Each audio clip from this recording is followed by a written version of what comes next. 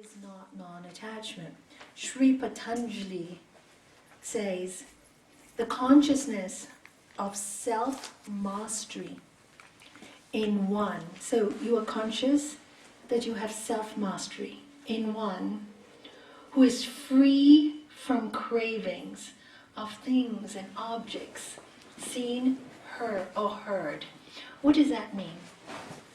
When you are free from cravings for things seen or heard. Most of us, excuse me, I just need a tissue. Give me 1 second.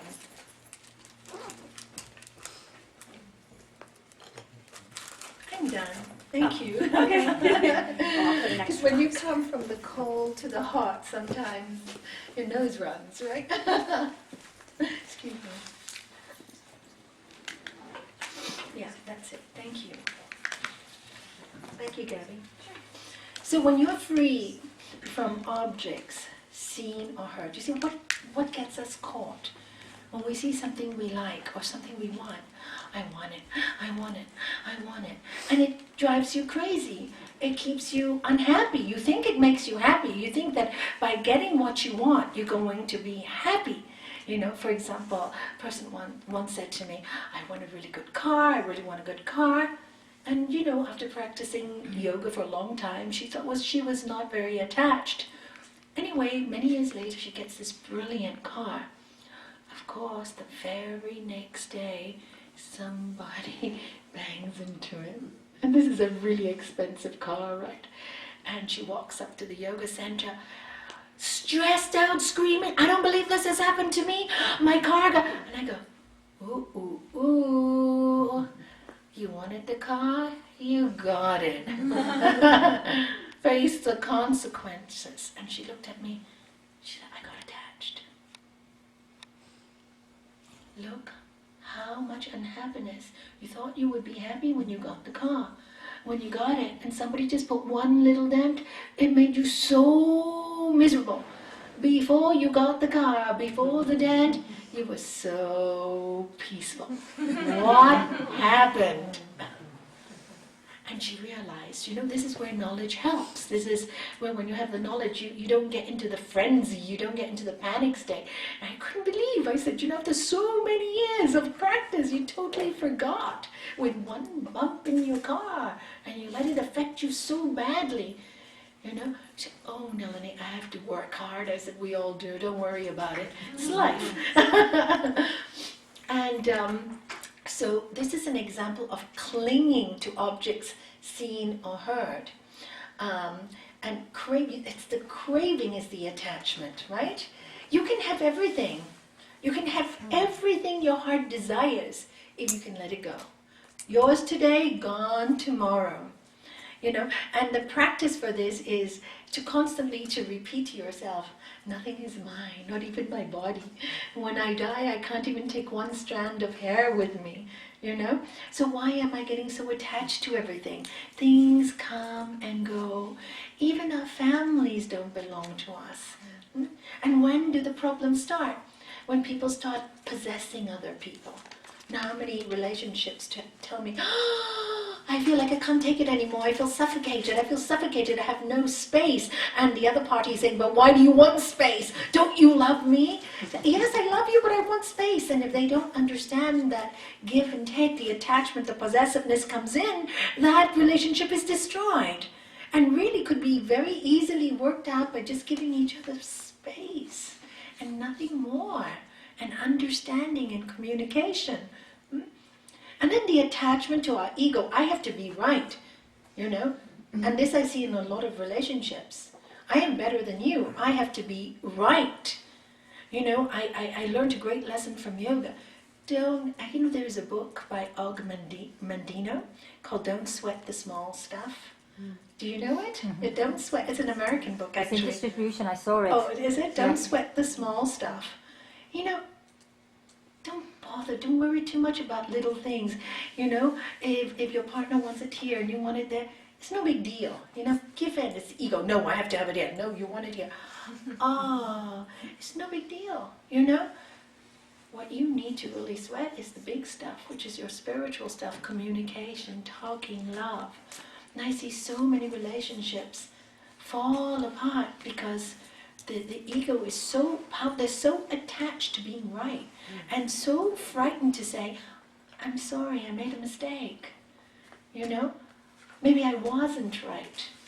Maybe I was wrong. Forgive me. I made a mistake and I will rectify it. Finish. But most people don't even know how to say sorry.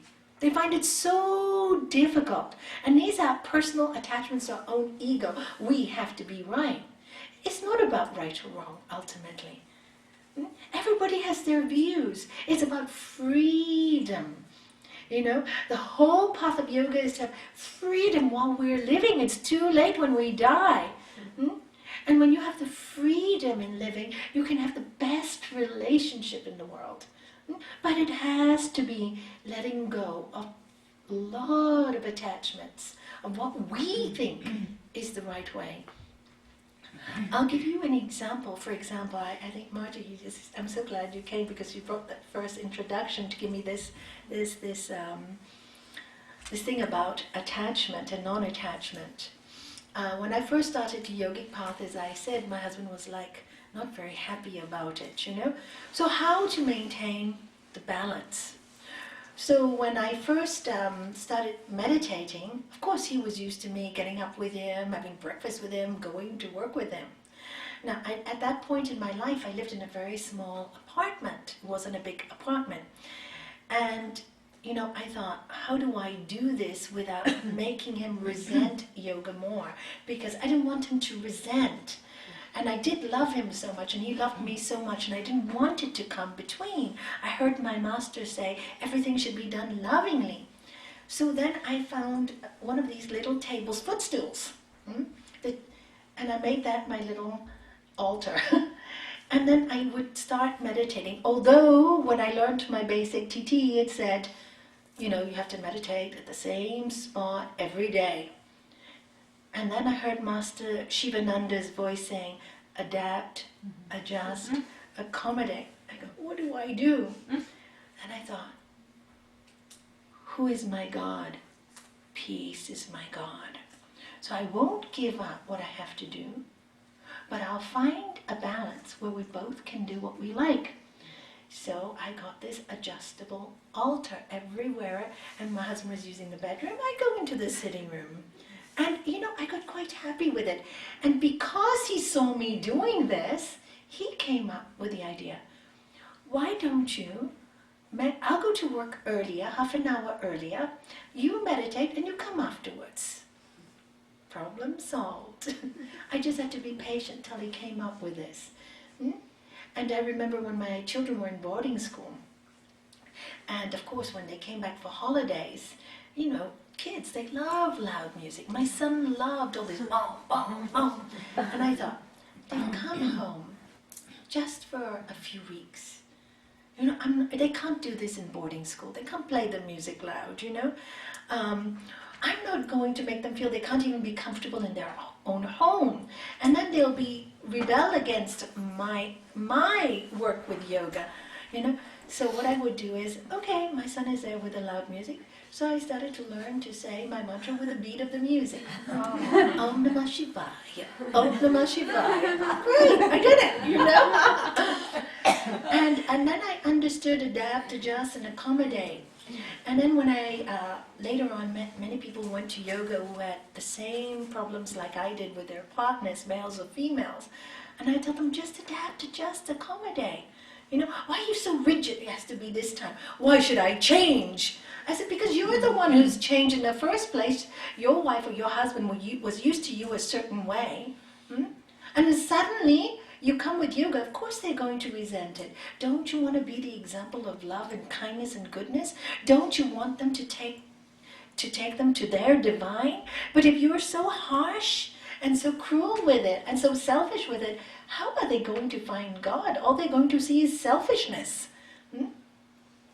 So this is where I learned don't sweat the small stuff. But when it came to traveling, away from my home without my husband for the very first time to find my divine purpose. It wasn't his road, it was my road. Then I had to get the strength and say, listen, I have to do this. I'm sorry it makes you unhappy. I'm really sorry it makes you unhappy. But I'll come back a better wife and a better mother. Sorry, I'm going. And that's it. And the first few times he got upset. After that, no problem. Go, you come back so happy. And then it was so good for our relationship, this allowance of freedom.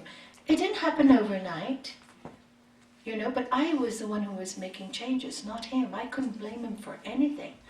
He was the one who really had to do the adapt, adjust, and accommodate. Because I changed his world. He didn't change mine. You see, this is why it's very important not to be attached to your selfishness. Just because it looks like a spiritual path, it doesn't necessarily make it better. Everybody has their own way. And then many years later, when I had to do this and travel a lot more without him, and I always invited him to every trip. I said, please come with me. He said, no, it's not my thing, it's your thing. Everybody would say, oh, you're so good to do this. I said, you're wrong, You're absolutely wrong. For me, I'm doing what I love. It is my husband at home who has to be. He's going to have his TV dinners because I cook for him. He's not really a good cook at all. And he will eat no vegetables when I'm not there. And I was really concerned. So he had to sacrifice being alone. He had to sacrifice taking over all the chores. He had to go to work as well. So who was the greater yogi? I was coming, I was being fed wherever I was. I was being loved wherever I was. And the truth of the matter was, he was the one who sacrificed for me. And when I saw that, and he was really the Holy One. And I think, we get so attached to what is holy and what is not holy that we just lose sight of what is good and what is kind and what is compassionate and what is right. So we take the great teachings of the Master. We take the great teachings of the way of discipline.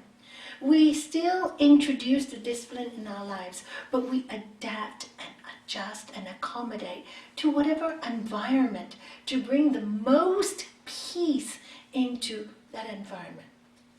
Sometimes when you do that, it still doesn't work. Then what can you do? God's plan is perfect, except again. Then you have to follow your higher road. I have seen people who've really tried to adapt and adjust and accommodate, and their partners still get so upset with it. And then the relationship goes. What can you do? Because it's living a living hell together. I've seen those relationships too. But my feeling is when you really, with your heart, approach the divine, approach God, unselfishly, then all the roads open to you.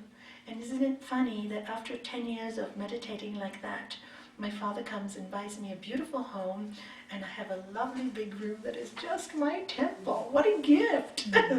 It was such a gift when I had this temple. No more portable altars. And then again, 10 years after that, it seems like 10 years splits my life goes into. We had to sell our home, and I moved into a little apartment, and we had a little cupboard, and I made that little cupboard into my altar, tiny one. And then I had grandchildren, and when the grandchildren stayed over the weekends, my husband would say, don't disturb Granny, because they'd get up very early like us, we're all early risers in the house, and grandchildren, don't disturb Granny, and he would play with them every morning early and say, when you hear Granny's arm, then you can run into the little room. And he would do that for me every time they stayed with me.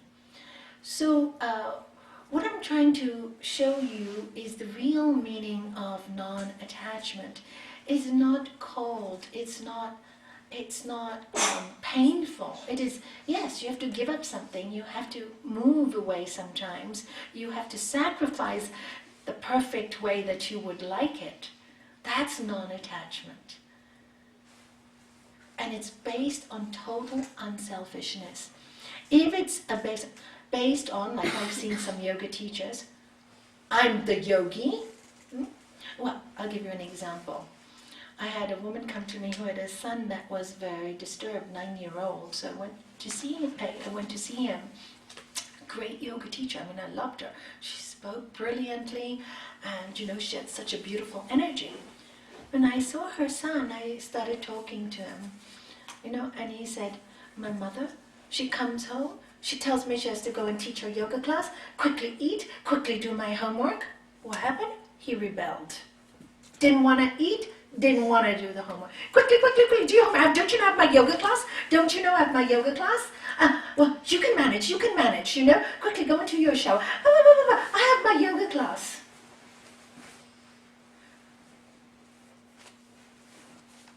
She was so attached to her yoga that she forgot her family. What is yoga? Union with all, union with the highest good. Love all, serve all. I told her, I said, you can still do all that. Just sit 5 minutes with your son. Instead of using that time to scream at him, sit with him. Prepare whatever you need to prepare before he comes home from school. You have 9 to 4 to prepare. Why do you rush him in the last hour? Have everything ready. Sit with him. Have his tea with him. Do his homework with him and tell him, now your father is home, I'm going off. You'll be fine. I'll be back in 3 hours. Finish. Why can't you do that? Why? Oh, because in the morning I don't like to get up early, blah, blah, blah, blah, blah. This is the consequences of your action. A disturbed child. Don't blame anybody else for it. Don't blame anybody else for your disturbed child. You are disturbed, so your child is disturbed. You think you are peaceful? Fallacy. Look again. You can fool all the people in front of your class, but you have to live in your home where you have to face the greatest pain. And what great pain to see your child suffering. Because it was painful for her. One doctor, another doctor, this one, that one, psychology. When all he said was, and I told her straight, my mom only shouts at me. All he wanted is her time and her love. So, you just don't know. And sometimes, we should not, and the Bible says, do not take the name of the Lord thy God in vain. And when we use yoga like that, it makes me feel very sad because we are taking the name of the Lord thy God in vain. We should take it with the biggest, greatest respect. Greatest respect. Yoga means union with yourself. That means union with everybody else. Everybody is God's child. Everybody. And as yogis and as people who we are the first to make the sacrifices. Why not? We chose the path. It's the ego that stops us. And because we chose the path, we'll be tested. Don't get so attached to, I'm taking the path, so everything is going to work for me. Oh my God, I wish life was that easy. There'd be nothing to do then. So know your attachments. Be very clear. Wherever you see blame, wherever you are blaming in your mind, it's your fault. Find out what you are attached to put a fault on somebody else. Why would you do that? Because we're the only ones that can make our life work and not work. All these people come to our lives to make us strong, to make us really strong, so that we know in the end, we're born alone and we will die alone.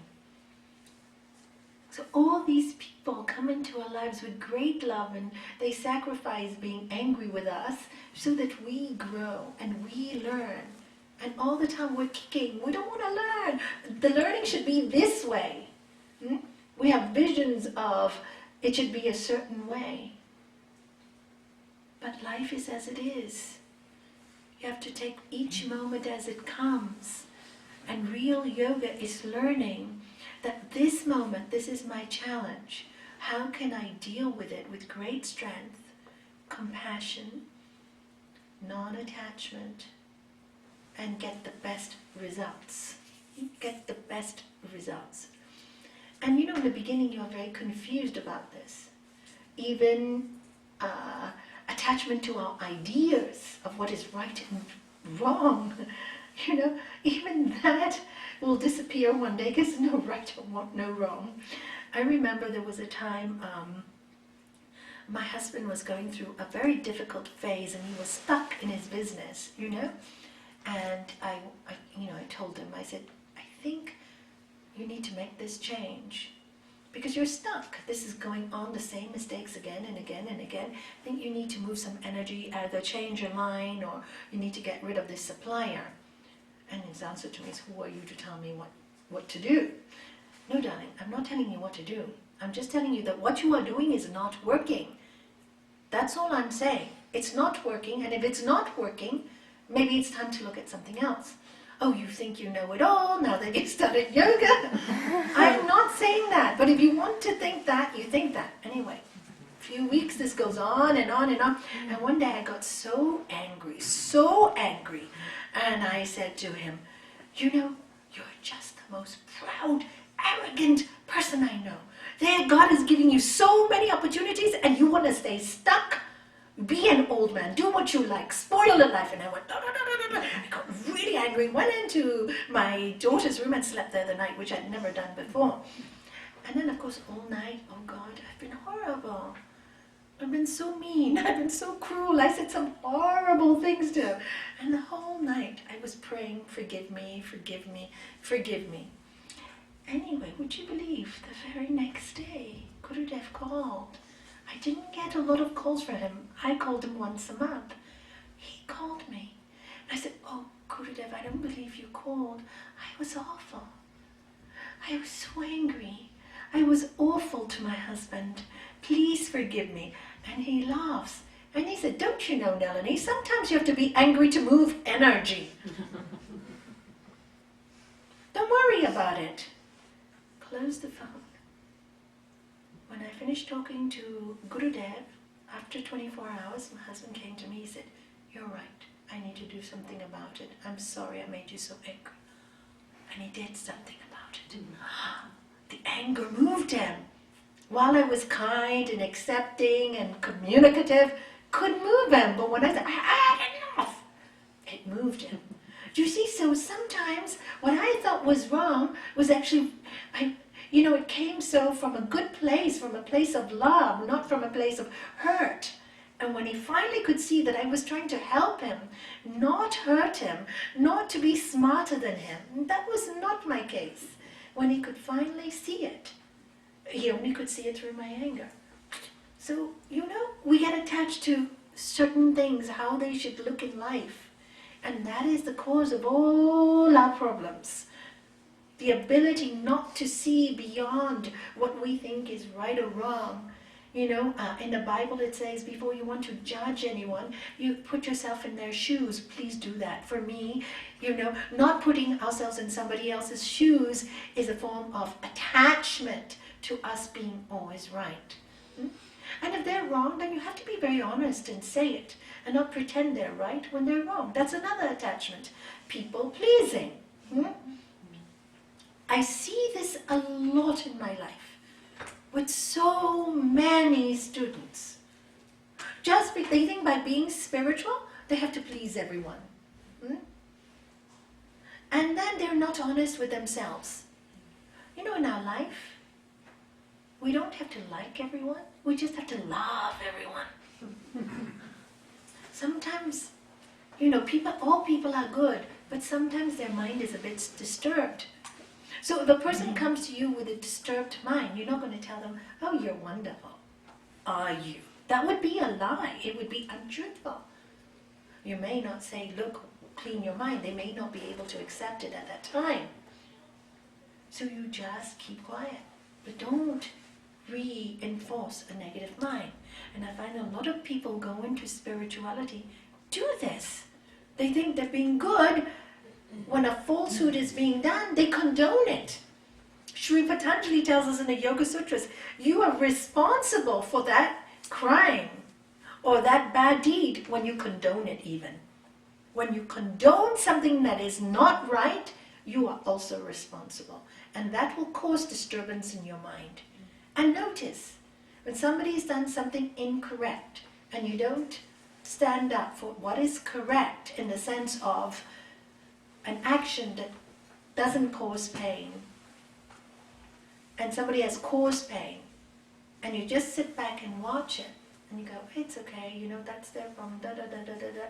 You're condoning it. You give that person the wrong message. Give the person a wrong message. Sometimes they don't like your message. Fine, who cares? People love you sometimes, people don't love you sometimes. What is your intention?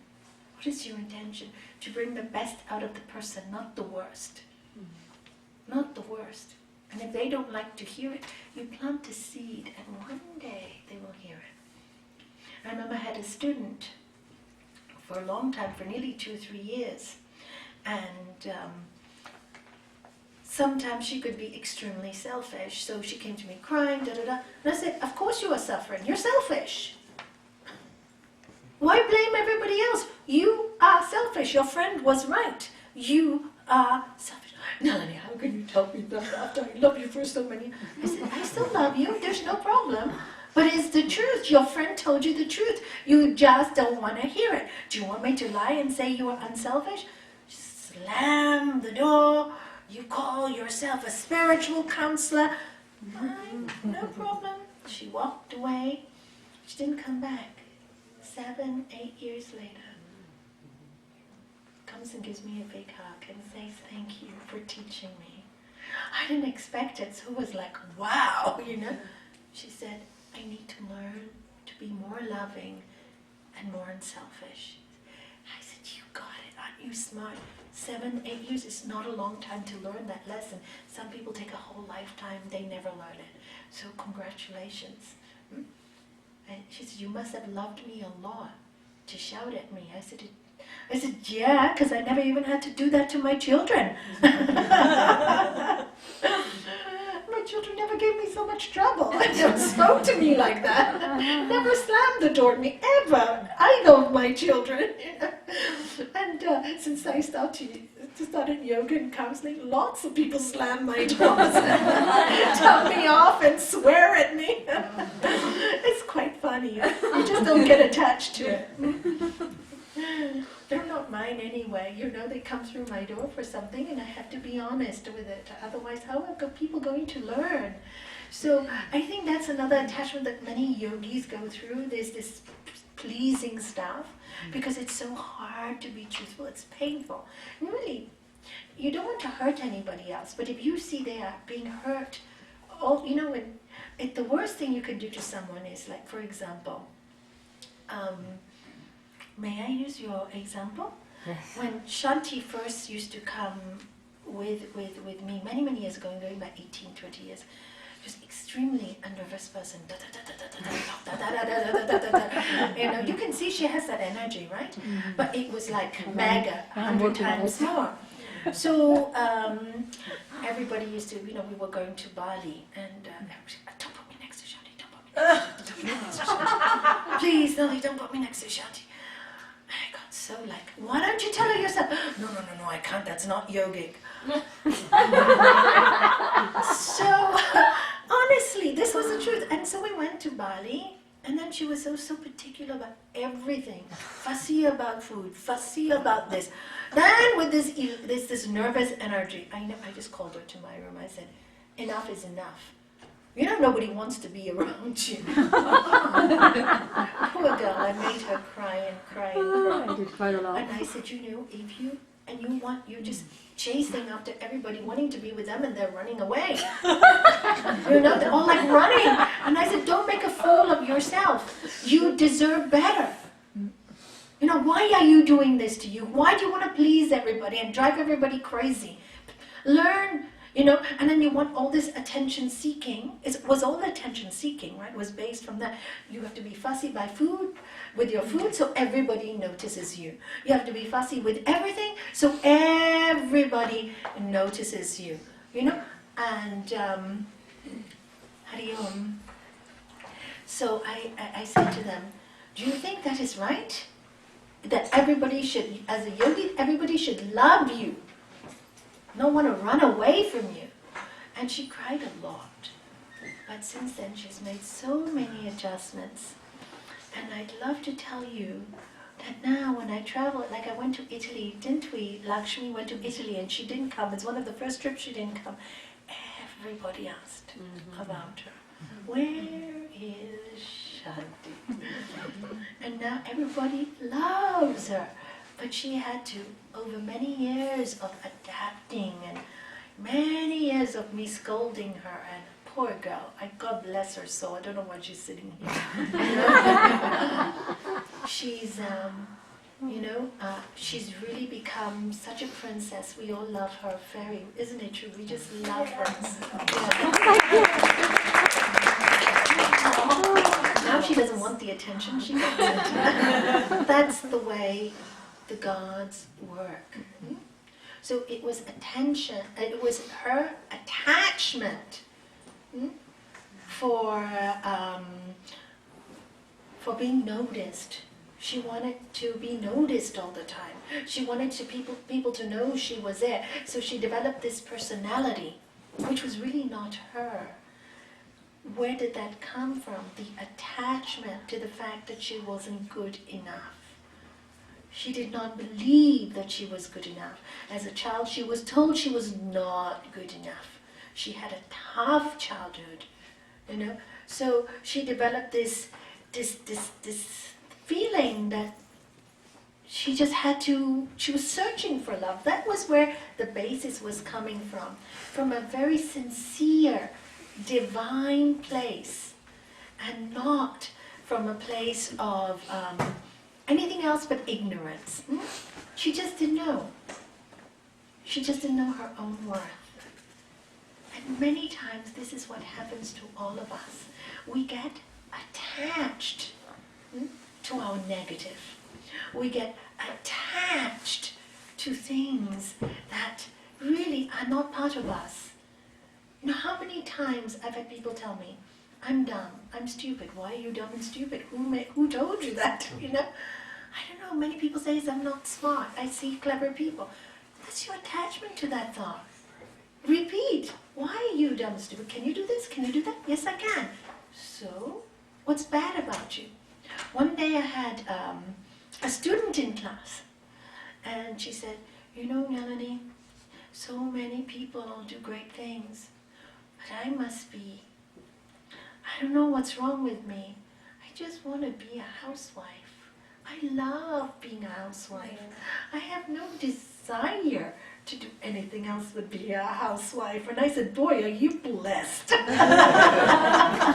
goes, what? I said, are you blessed? No confusion. I said, do you know what a big job a housewife is? You get up in the morning, look after your kids, housework, you balance the funds, you balance your time.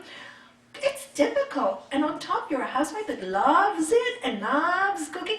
I said, the rest of us women, we're so confused. We want to go into this career to appear better and to be smart, to be this, to be that. So much ego. You're simple. You got your job. You want to do it well. And then you think all the other women tell you that it's not good enough. I said, you're truly a great yogi. You know what you want? Stick to it. Do you see, we get attached to ideas of what we should be and what we shouldn't be. And the same happens with men. We women sometimes are really quite harsh. Sorry, may I say that? Because there's so many women and few men. We expect so much, from our men. Don't you know, we come from different planets. Really, men are from Mars and women are from Venus. And all the time, yes, we want to be independent, and we want that. But at the same time, our man should supply us this and should supply us that. Make up your mind. What do you want? Poor guy doesn't know. Do you want a man, or do you want a woman, or what do you want? They have too much in their house. They're all over me. They're telling me what to do. They don't have. They're lazy. They can't get it right, And then, like, one gentleman came to me and he says, he came very depressed. And I said, what's the cause of this? He didn't really know. And then we started talking, and over a few weeks he said, Nalanie, I feel my only use in life is like being a money machine. I said, what do you mean? He said, I come home, my wife with the kids, and do this and do that and do that, and then she wants money for the groceries, she wants money for this, and when I don't work extra hours, then she complains that there's not enough for her clothes, and she has no clothes. And it seems like I came into the marriage to get love. And some of them say, come, darling, sit with me. Don't you know I have to do the laundry? You just go off to work all day, and I have to do the laundry. And he goes, I just feel like I'm a machine. I'm no use. I just want some love. And then she tells me that I don't have any love to give her on a Sunday. He said, put off on the Sunday, because after all that screaming, I don't want to hold her anymore. Do you see how it happens?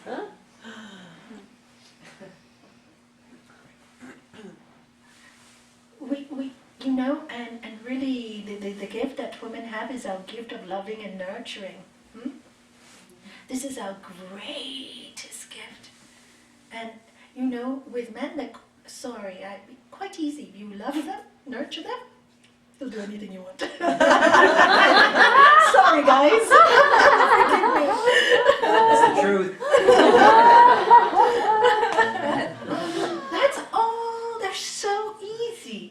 We're so mind stuff sometimes, This is why you notice so many women coming into yoga, because the mind stuff got us trapped in this generation.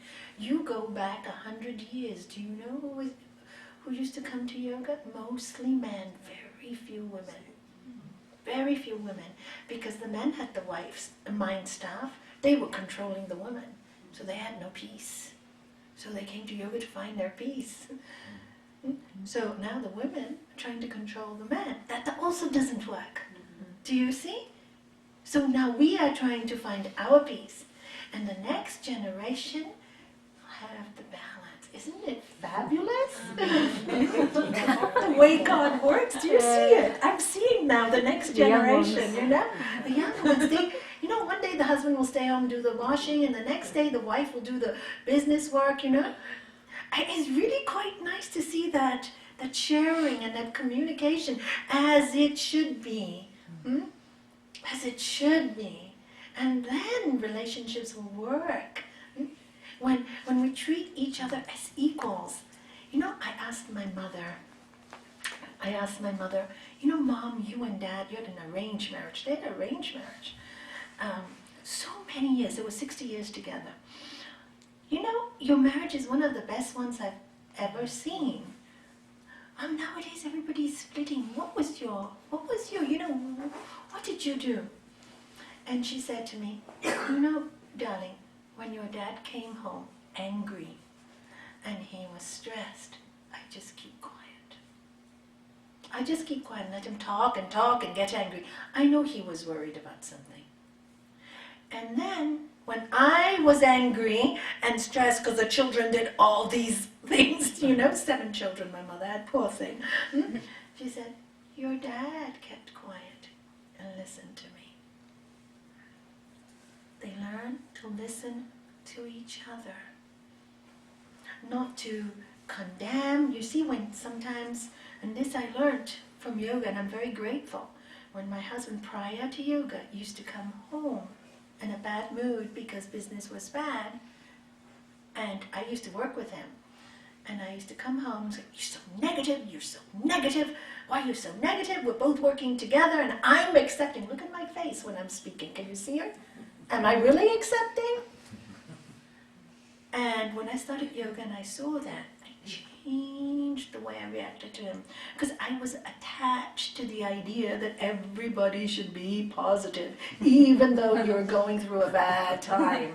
I was so attached to people being inhuman. That idea I thought was very inhuman, because it's natural. And sometimes you're tired. When you try hard and things are not working, you do get sad. It's normal. But I was attached in order to be, to be anything, you just have to be positive all the time. So I changed the chin.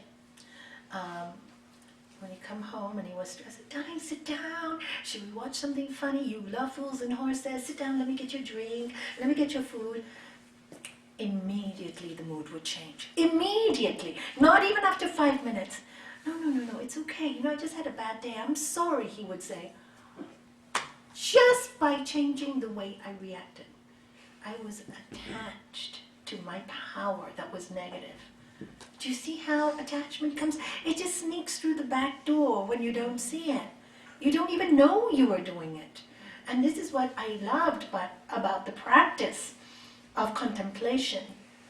Contemplation, not even meditation, contemplation. Why things in my life weren't working.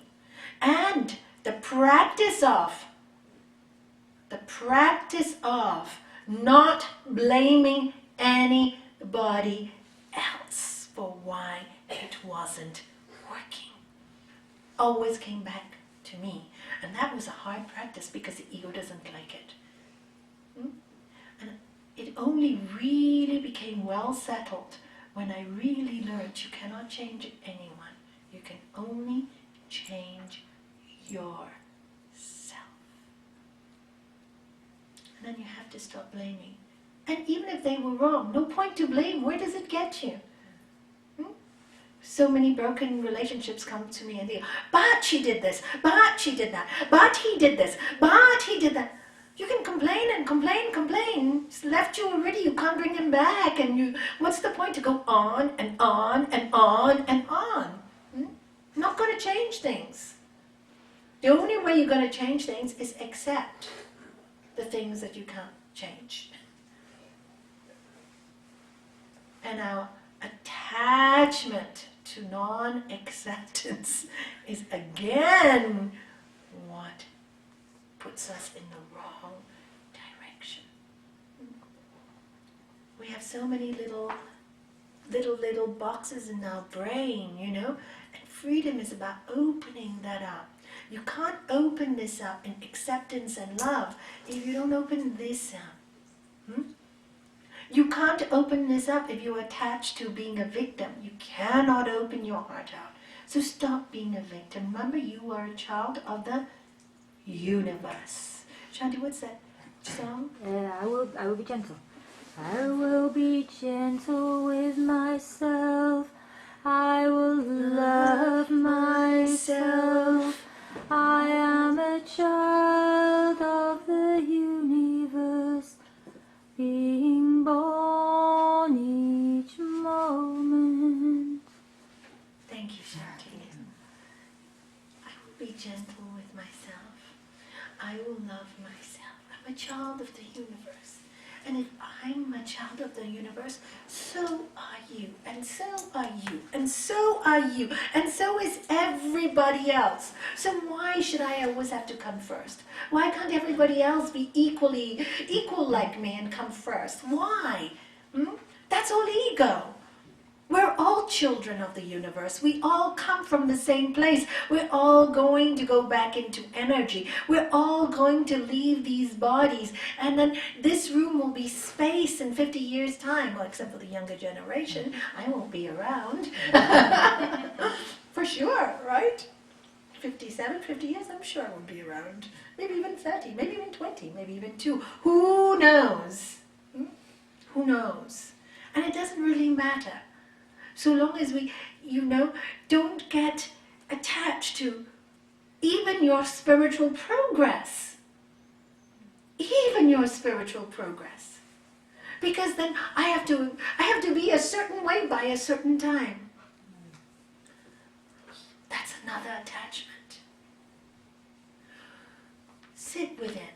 All I have to do every day, that's all I have to do is meditate, contemplate, spend some time in silence, spend some time reminding myself I'm not this body, I'm not this mind, immortal self I am. Reminding myself that this body will go one day. Don't get so attached. That's all I have to do every day. And then see how the day comes. Things change. Great. God wanted me to have an adventure. It's boring. Great. I have time to read a book. Just everything is great. Because that's all I have is this moment. All we have is this moment. We really don't know much more. We really don't.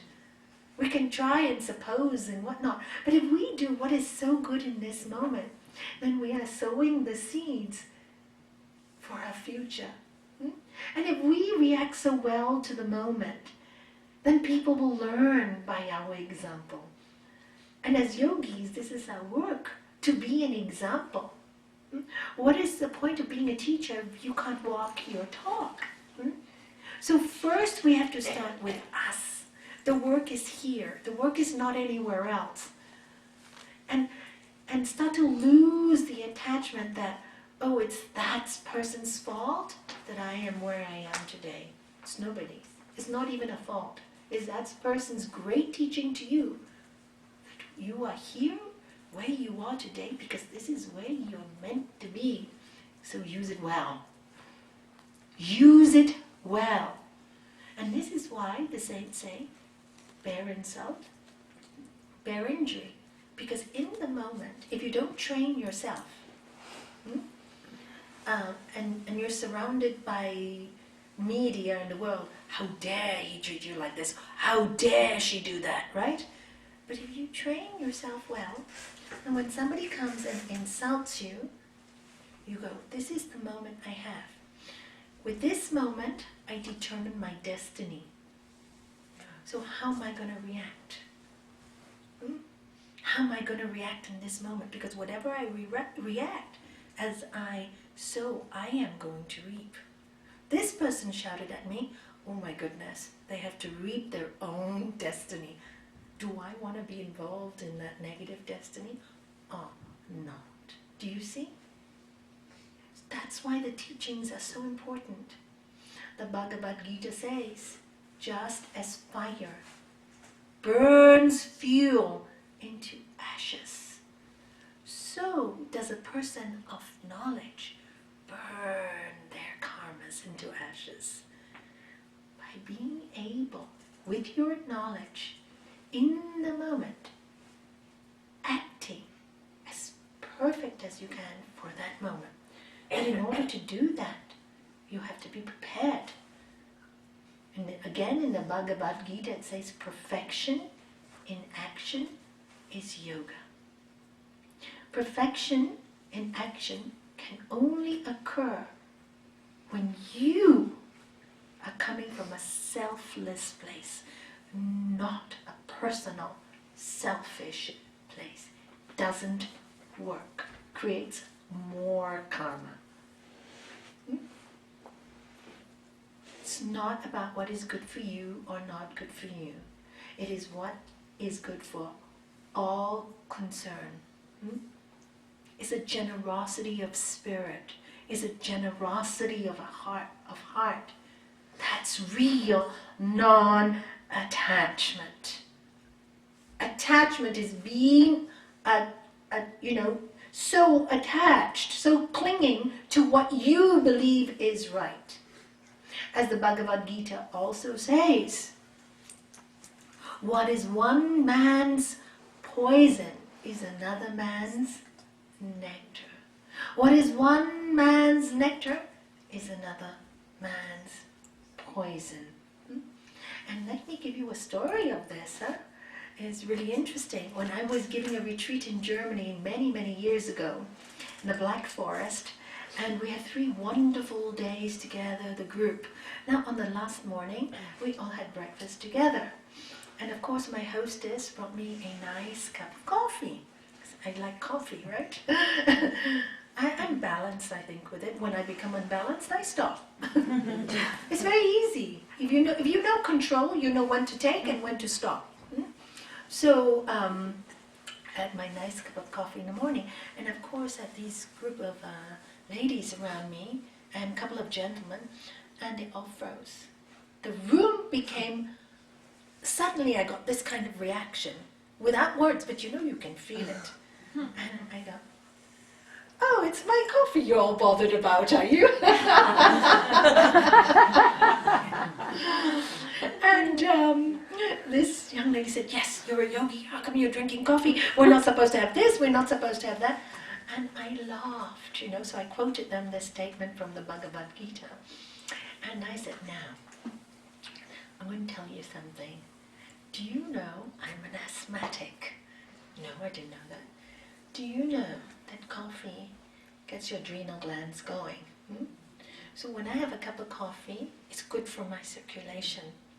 It's better than taking 2 puffs of Ventolin. So which is the better of the two evils? The coffee. And isn't it great that I love it at the same time? But if you take a cup of coffee, your body doesn't need it. Your adrenals go, and it is poison in your body. And I said, maybe it isn't even, I don't know your background. But I said, do you see how attached you got? Coffee is good. Coffee is bad. And you judged me because of coffee. Did you see that? And they all said, oh, I said, even 3 days we had such a great time, and 1 cup of coffee that I had changed your view of me. I said, you have to look into your mind. I didn't get upset. I'm really happy that you got like that. But you got upset because I was drinking coffee. I thought, this is really interesting. Do you see your mind stuff? And your attachment made you miserable. And when they heard all that, they got really, very embarrassed. I said, you see how God sends us lessons to learn? That's why I had to have breakfast with you this morning. And that's why I had to have coffee. Because I was so cold and my blood pressure had gone so low because of the cold, It was -8. I'd never been in -8 degrees ever before. And so this is just to show you how people we judge even without knowing. And this is why balance is really, really important. And Buddha said, not too much, not too little. Do you remember he fasted? Did it work? No. He didn't find God by fasting. I remember there was, in a Hindu tradition, we do a lot of fasting. And I knew this Hindu lady where I was living, and she fasted. I'm doing it for Lord Krishna. I'm doing it for Lord Krishna. After 6 months, she started to lose her teeth. She started to lose her hair. And her family called me, so I went to speak to her. He said, do you think Lord Krishna wants you to lose your teeth and lose your hair? Oh, Lord Krishna is very happy. I convinced this lady, let her fast, And Gurudev came soon after to Gibraltar. And this lady wanted to see him. And the first thing she goes to him, and she goes, Gurudev, I fast for Lord Krishna. I've been fasting 6 months. And I'd already told him about her teeth and her head, that I was concerned, And he goes, what for? To look horrible?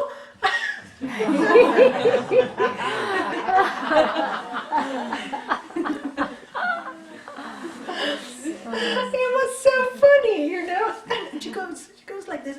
You don't think, what's the point? You want to fast for Lord Krishna? 1 day, 2 days, but you really want to fast, look after your health. You don't look after your health. You're a mother, you have children. You're not looking after Krishna's babies, he told her. You're not looking after Krishna's babies. You are being selfish, in other words, And it was so funny to hear him say that. It was great. So we have all these false illusions and attachments to these illusions of what makes us holy. What makes us holy?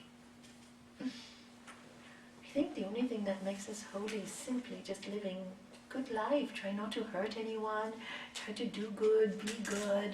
And if you can't, you make a mistake, say, I'm sorry, I made a mistake. No big deal. When our children make mistakes, don't we forgive them? We guide them. We must guide them. But we forgive them right away. So why do we hang on to past guilts and past mistakes?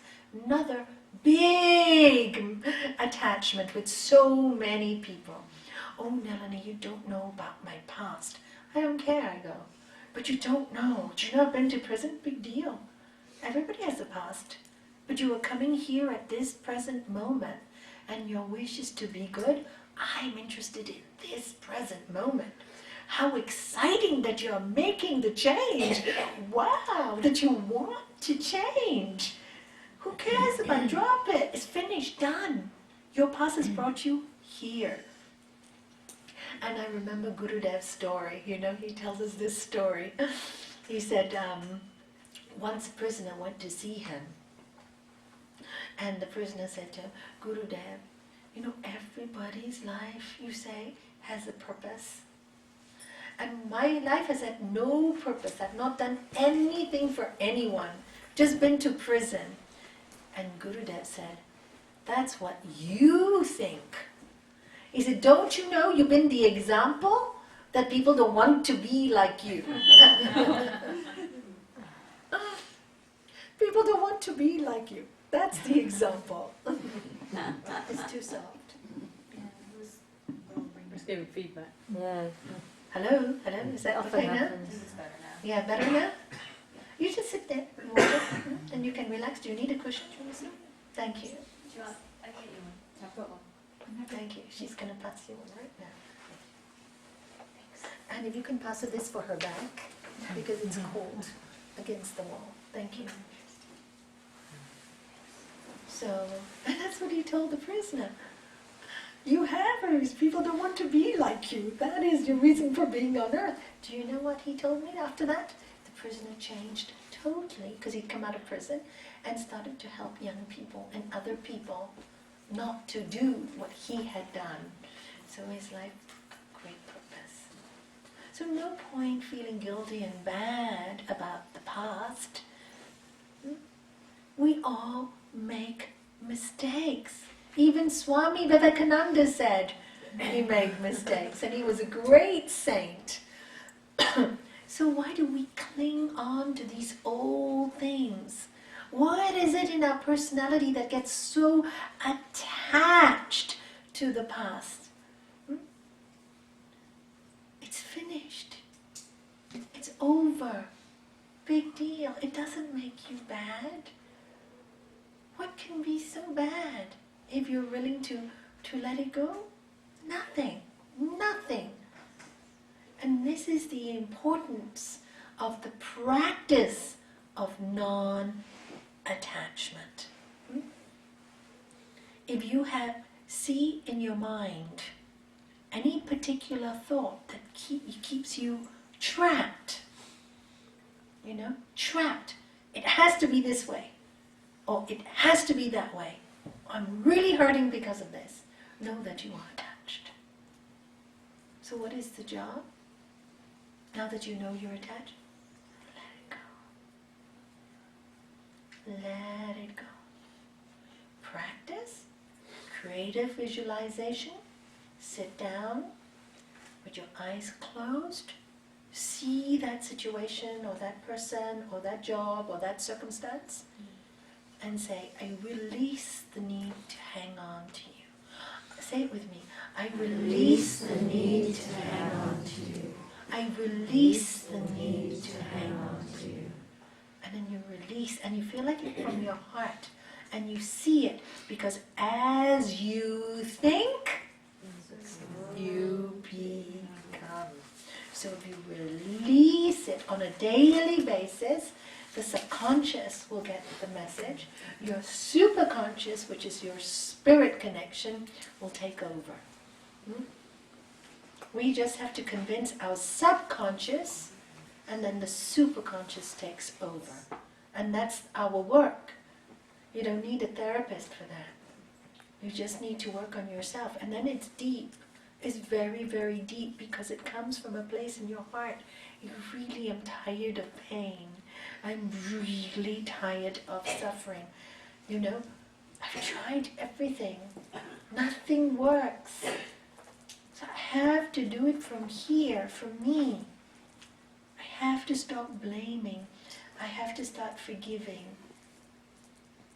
And that's a very important practice. I release the need to cling on to this.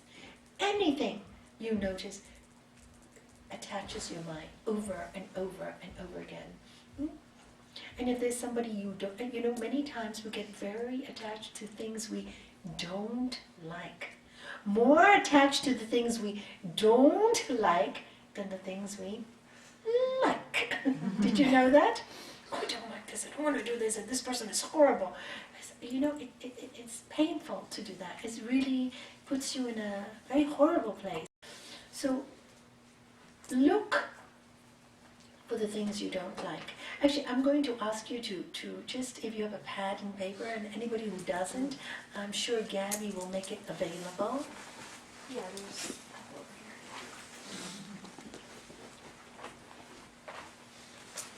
Does anybody pick up? It's just a sheet. Yeah. Anybody need a pen? Is that for a pen? Okay.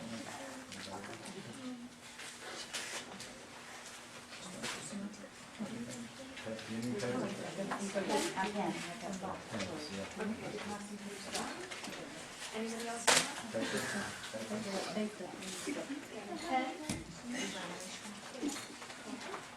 Thank you.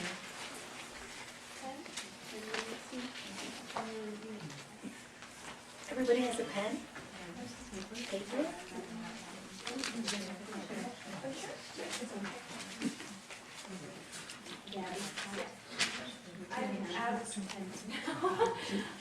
You need pen? I have. You can share. I have. How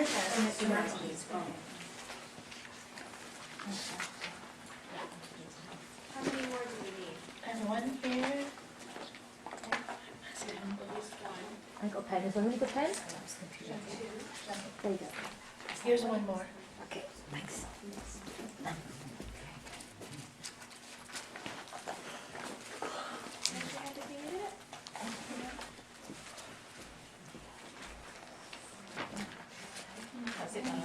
Sure?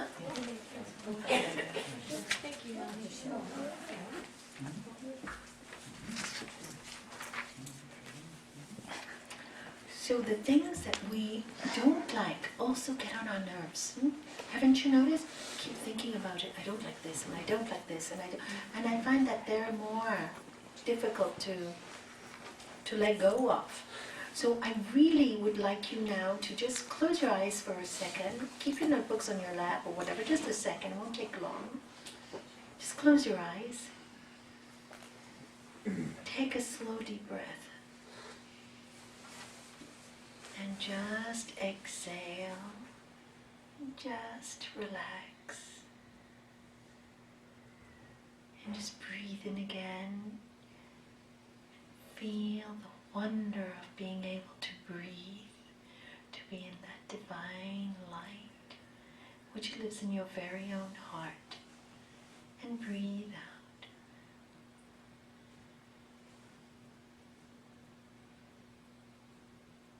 And now from this very neutral position, I want you to see yourself as you address today in your mind's eye.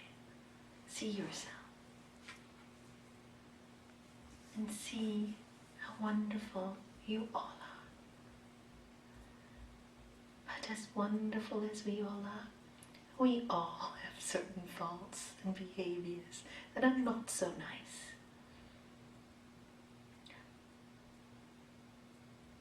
So I want you now to open your eyes and list the things that you really have an aversion to, that you don't like.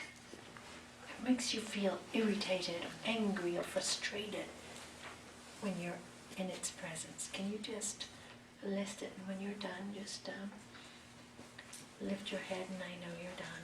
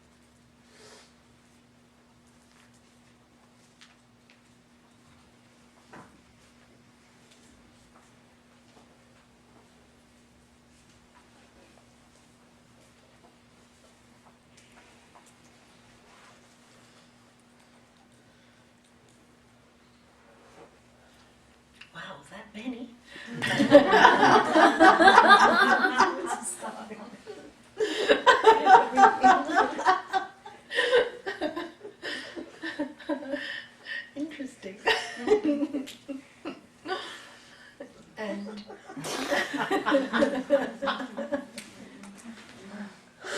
at least you can laugh about it. That's good. That's a good sign. That's a really good sign. And now I'd like you to close your eyes again. That's if you don't go into laughter yoga.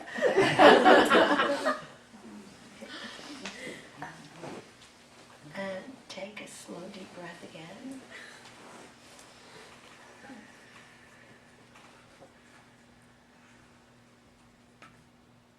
And now watch yourself in your own environment, at home. See yourself at home, at work, in your relationships with children or family or grandchildren, whatever. I want you to see yourself. What do you get agitated with because you love so much and so attached to, that you think is yours, that causes pain and frustration and anguish and worry? What are you so attached to that causes your mind to suffer? Please open your eyes and write your attachments.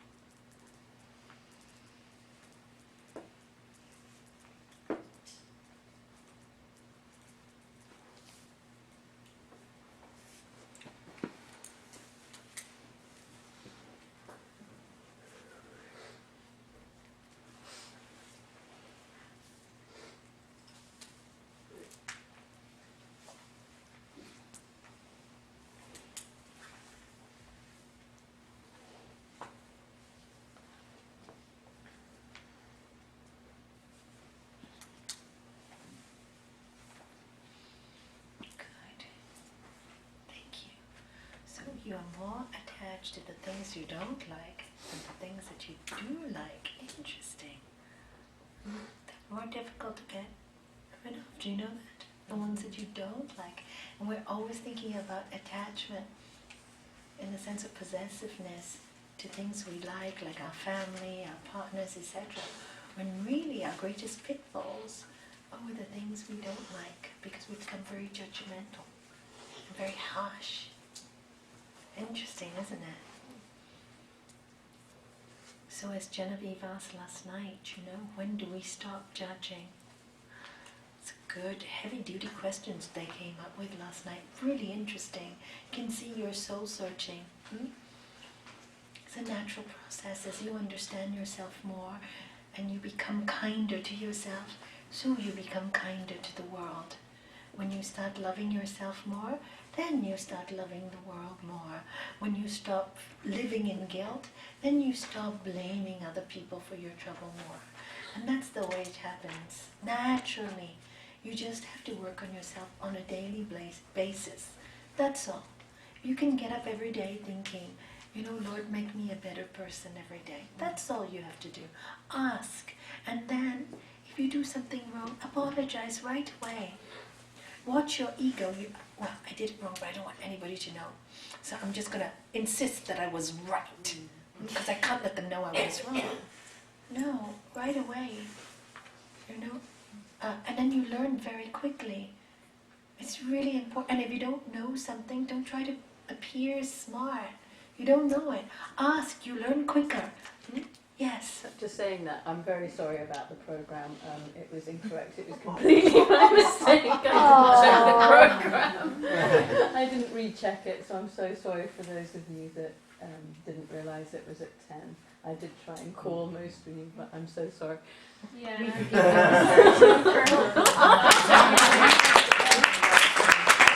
I was waiting for that all morning. I was Thank waiting for you. the right opportunity. Thank you.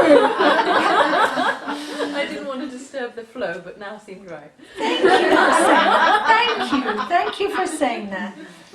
Although Thank you. someone once told me, because I used to worry about having to get up in the middle of lectures and stuff and missing things I wanted to hear, that you end up hearing what you need to hear, even in situations sometimes where you don't think you wanted to hear more, and circumstance was just such that you arrived at a certain time. So that comforts me sometimes. I don't know if it's true, but Thank you. Thank you. Thank you, Lakshmi. Thank you for putting the program together in the first place. And you did ask me to check. Yeah, I didn't recheck, so it was completely but my you fault did because ask I was me the to only check. one that would have known if it was right or wrong. So And that's why I apologize Sorry. right away. I should have checked. so sorry. And we forgive you. Yeah, totally, right? See how easy? It's so easy, right?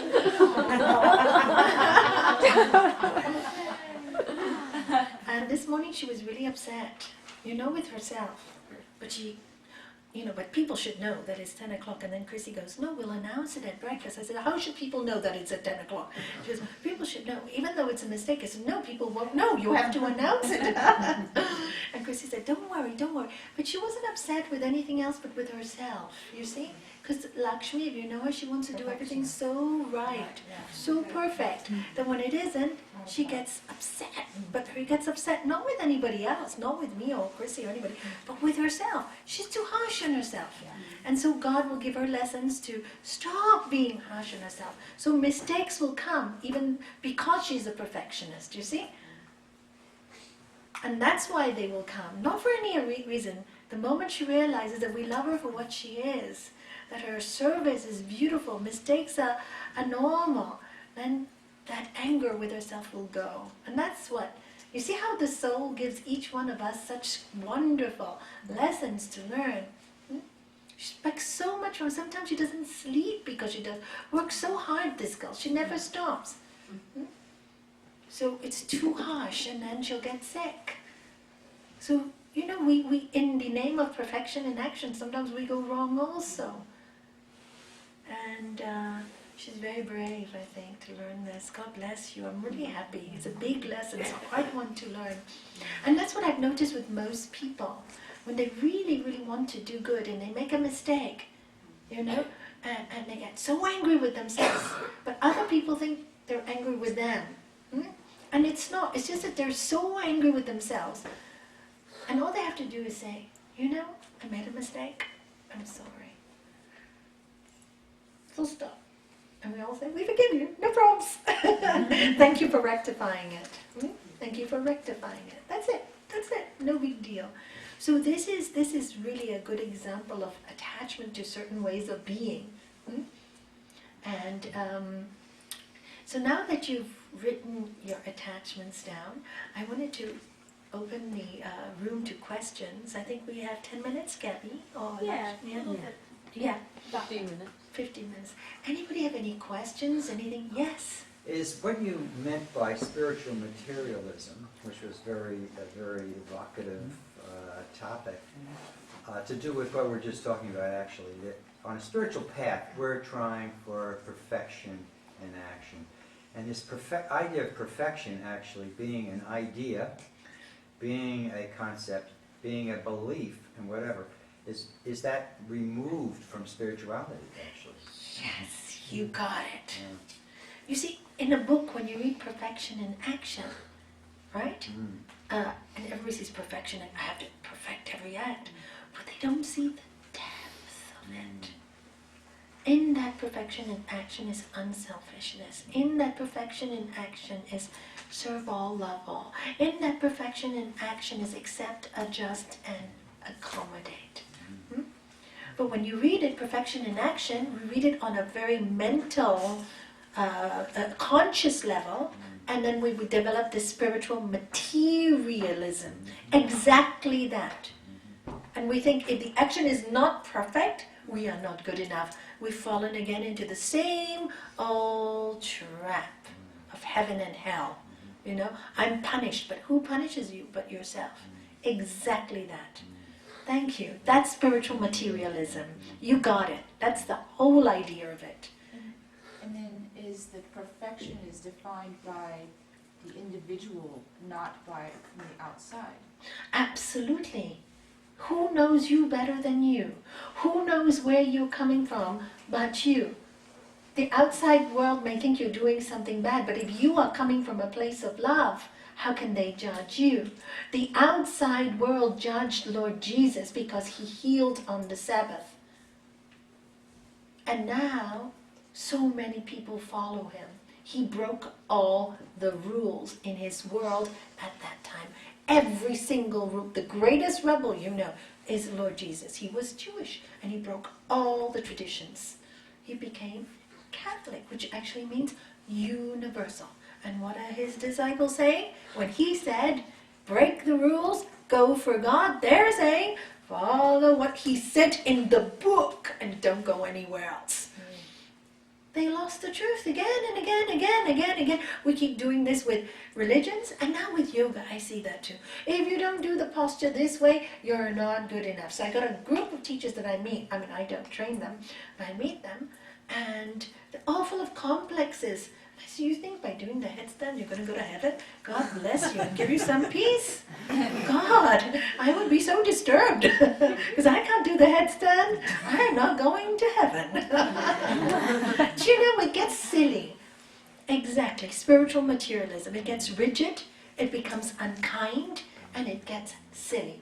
So to answer your question, you, if you come from a good intent, only have to answer to you and God. And what I tell people, I only have one boss in the world, God. Because in the end, I have learned it's the only one that's with me forever. And where does this God or energy lie? Within my very own self. Within me. Because when I love, I know. When I'm happy, I know. When I'm unhappy, I know. When I want true healing, nobody can give it to me, but this force in me, I know. So I know that lies within me. So if people condemn me, that's their problem, not mine. So long as I come from an unselfish, loving place. And didn't all the great saints do that? They crucify them. Horrible, don't you think? Human beings are not very good. So is to answer your question? Any other question? Anything you would like to share with any of us? Yes, okay. You and then Gabby, yeah. It's interesting when you're in that state of perfection and the moodiness comes in or the control comes in, and the misconception that goes along with that, because you think you're communicating something very clearly and in your head it's all in control, but really the message isn't getting out there in the way that you want it to. It's coming over in a harsh and maybe, controlling way. Yeah. It's very interesting to watch that, because after your understanding of in my head, everything was under control. Gabby knew, Sumati knew, everyone was telling everyone, but in your understanding of the way I was reacting was everyone knew already. Yes. It's very interesting, whereas I should have just been like Chrissy and said, don't worry, everything's okay. But it's just very interesting when you're in that state. Her reaction was good, did Yeah. you see? Don't worry, we'll sort She was it. like calming it down. Yes, So that yes. But it's interesting when you're in that Correct. in that correct. channel of kind of, where you've lost your peace a little bit. Yes. How it just, you don't realise what you're communicating because it's completely different in your head. Correct. Interesting. Yeah, good. And also fear comes in, and then you lose your confidence, and you Yeah. get low self-esteem. I know in my experience that's what happens to me when I get And like why does that. fear come in? Anybody? Fear of not being good enough, fear of not doing the job correctly. What does that show you? You Look. have a big ego. A big ego. You want everybody to think you're very good. So now that you made a mistake, you don't want anybody to know the fear. I'm not as good It comes actually from a big ego, too much thinking about me, me, how I appear to the world. Oh my God, I made a mistake, big deal. The real ego say, everybody makes mistakes, it's no big deal.